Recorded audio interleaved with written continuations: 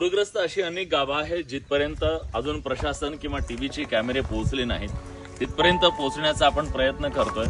रस्ते नाहीये, पूल वाहून गेलेत, नदीला प्रचंड पाणी आहे आणि अशा रस्त्यांवरून जात आज आपण एक असं गाव तुम्हाला दाखवणार आहोत ज्या गावामध्ये खूप मोठ्या प्रमाणामध्ये विध्वंस केलाय इथल्या महापुरानं सिंधफणीच्या.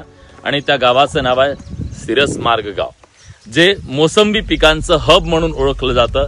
अतिशय विदारक दृश्य आज महाराष्ट्राच्या समोर आपण दाखवणार आहोत.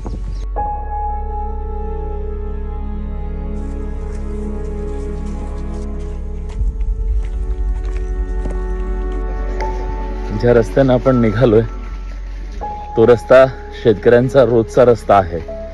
किती अवघड परिस्थिती आहे बघा. इथून ट्रॅक्टर सुद्धा जाऊ शकत नाही.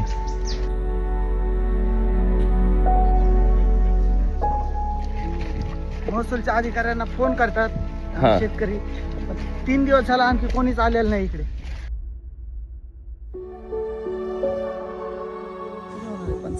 इथं ह्या सगळ्याचे पंचनामे कसे होणार आहेत हा प्रश्न आहे. जवळपास 2 ते 3 किलोमीटर आम्ही चालत इथपर्यंत आलोय. प्रचंड गाळ वाहून आलेला आहे हा, आणि या गाळातून चालणं सुद्धा खूप अवघड आहे. म्हणजे शेतकरी रोज चालतो.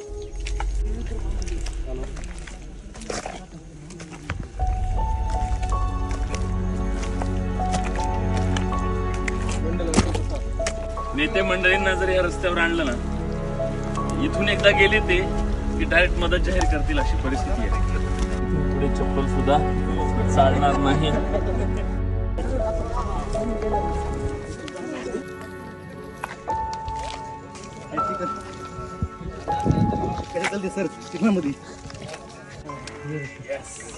थँक्यू.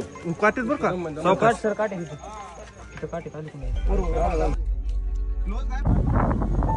सिंधफणा नदीच्या महापुरामध्ये मोसंबी हब म्हणून ओळखल्या जाणाऱ्या या पट्ट्यामध्ये मोसंबीच्या बागा पूर्णपणे उद्ध्वस्त झाल्या.